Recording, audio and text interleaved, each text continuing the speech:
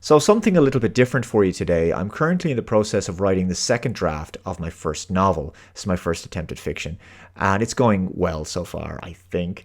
Over the last year or so, I've watched a lot of videos on creative writing, advice and tips on what pitfalls and mistakes to avoid, how to better pace a novel, improve the narrative flow, keep the reader engaged, that sort of thing. And there's obviously great resources on YouTube out there from many published writers.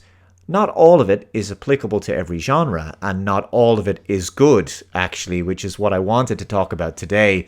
Now, one of the things that I've seen a number of people recommend is making sure that you start your story right in the heart of the action. From the first chapter, you've got to grab the reader. You've got to get straight into the main inciting incident and conflict from the first page.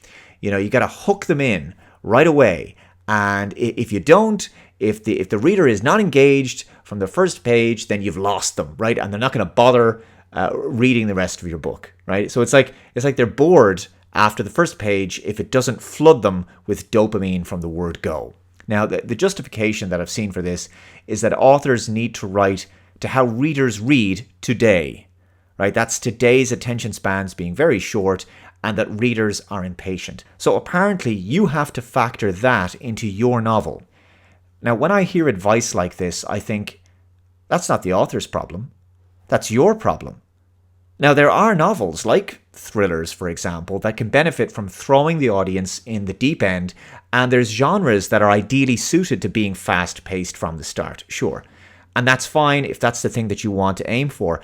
But I've heard this kind of advice from many different authors, and it's simply not applicable in every situation, all right? It's not necessarily applicable to a hard-boiled mystery detective noirish kind of novel. It's not necessarily applicable to a hard sci-fi novel or a romance novel, for example.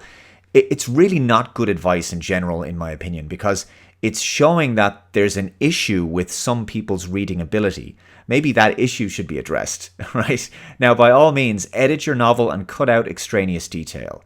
Like, you'll find that your first draft is full of descriptions and even conversations that may not be necessary. And a lot of writers don't like editing. I actually do, though. For the same reason I like video editing. I'm very pleased with my first chapter in this book because it introduces you to the world, the characters, the setting, their backstories fairly quickly. The themes are in there. But it was much longer, and the world-building exposition was huge. I had it over 5 pages. I managed to get it down to just 2. So I really like finding ways to trim the fat and communicate the same information with less words. But I'm certainly not willing to compromise the development and establishing elements of the novel just so I can hook an impatient reader in who can't seem to maintain their goldfish-like concentration levels beyond the opening pages. Why would you even buy a 250 to 300 page novel if you were just going to give up on it after a page or two? I think it's such a cynical and jaded way of approaching literature. It shows that there's never any challenge given to the reader for them to adapt to what they're reading, right? They're going into the book with preconceived notions and expectations of how the book should be and how it should be paced, how it must flow. And it has to flow in exactly the way they're accustomed to every time. I don't want to pander to that. It's as if the majority of the book is just, filler, right, between the beginning and the end, like a chore that the reader has to get through in order to get to the conclusion, right? Some books really need to be slow burn in order to establish atmosphere and tone and character subplots and motivations and descriptions before the main story really begins. Now, I don't think it's good to throw too much detail and too many characters at the reader from the beginning, but the idea of having to start with a big bang, dramatic action, immediate tension and excitement, and then hold that throughout, I mean, these are not the only aspects of a story, all right? And to view your novel in this way, in only these terms, is to see your story and your writing as nothing more than a series of set-piece requirements. Yeah, sure, if you want your book to sell pretty well, then I guess you go down the tried and tested route of producing the current standard of rising tension thriller novels. But I think as an author, you should write the kinds of books that you like to read rather than feeling like you have an obligation to make your book conform to the transient requirements of the current ADHD generation, okay? So maybe I'm a bit cynical there, but of course you want your first chapter to be interesting, engaging, and to make the reader want to stay with the story and keep reading.